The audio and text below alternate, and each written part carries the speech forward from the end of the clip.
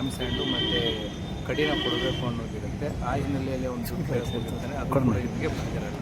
ಆ ವ್ಯವಹಾರದಲ್ಲಿ ಈತ ಮಧ್ಯಸ್ಥಿಕೆ ವಹಿಸಿರ್ತಾನೆ ಅನ್ನೋಂಥದ್ದು ಒಂದು ಬರ್ತಾ ಇದೆ.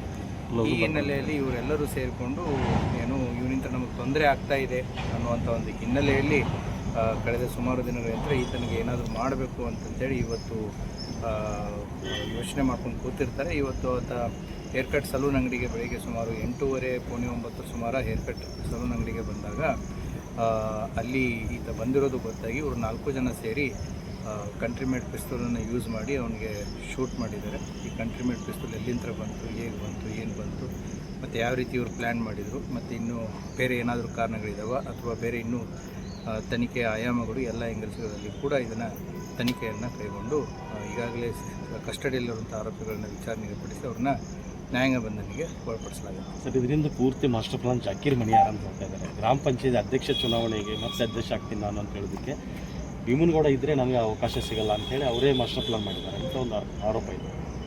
ಎಲ್ಲ ಆರೋಪಗಳನ್ನು ನಾವು ತನಿಖೆಯ ಸ್ವರೂಪದಲ್ಲಿ ತಗೊಂಡು ಎಲ್ಲ ಆಯಾಮಗಳಲ್ಲಿಯೂ ಕೂಡ ಇದನ್ನು ತನಿಖೆಯನ್ನು ಮಾಡ್ತೀವಿ.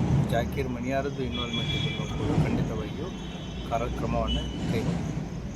ಸರ್, ಇದಕ್ಕೂ ಭೀಮಾತಿರಕ್ಕೂ ಲಿಂಕ್ ಇದೆ, ಅದೇ ಹೇಳ್ತಾ ಇದ್ದಾರೆ. ಈಗ ಪ್ರಾಥಮಿಕ ಮಾಹಿತಿ ಆಧಾರದ ಮೇಲೆ ಈಗೇನು ತಾವು ಕೇಳ್ತಾ ಇರುವಂಥ ಪ್ರಶ್ನೆ, ಭೀಮಾ ಏನು ಇವನು ಒಂದು ಮುಂಚೆನೂ ಕೂಡ ಡಿಸೀಸ್ಡ್ ಇದ್ದಾನೆ, ಮುಂಚೆನೂ ಕೂಡ ಮರ್ಡರ್ ಕೇಸ್ಗಳಲ್ಲಿ ಒಬ್ಬ ಆರೋಪಿ ಇದ್ದಾನೆ.